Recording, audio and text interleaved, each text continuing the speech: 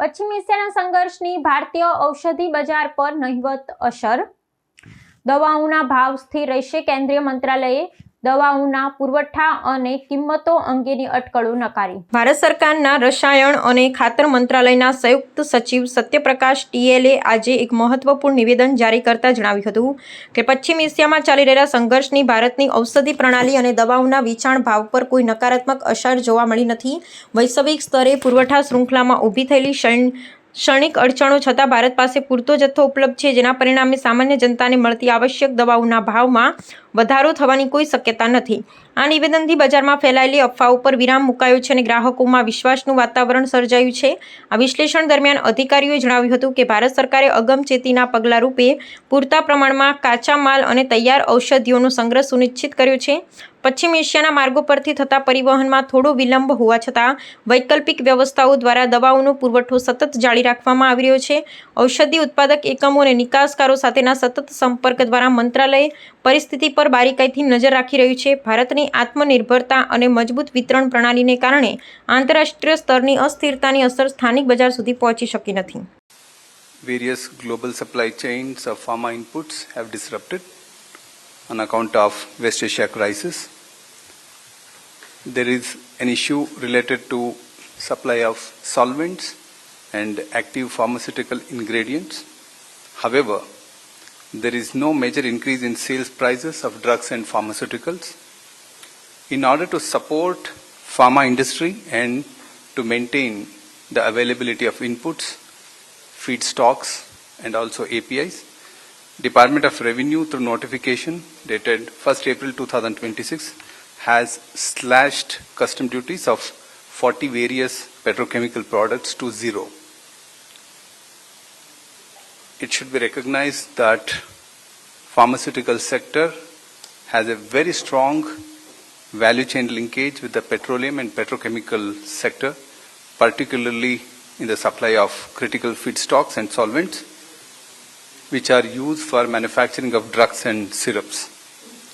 In view of this interdependence, the government is working in close coordination with the Ministry of Petroleum and Natural Gas and the Department of Chemicals and Petrochemicals so that uninterrupted supply of essential pharma inputs is ensured.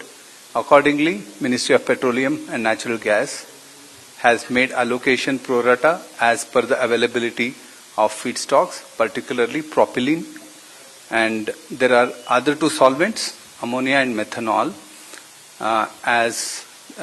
with the help of Department of Fertilizer manufacturing units are continuously providing the necessary input of ammonia to solvent manufacturers so that further downstream products are made available. And propylene remains the most critical input because it is used for production of isopropyl alcohol and isobutyl benzene, which are used for manufacturing of medicines like ibuprofen and other necessary drugs. A significant portion of these is being supplied by Ministry of Petroleum and Natural Gas through BPCL Kochi and Mumbai refineries. However, methanol supply has emerged as a major area of concern. In this regard, there has been discussions with Assam Petrochemicals and GNFC, which are ready to supply the necessary quantities of methanol.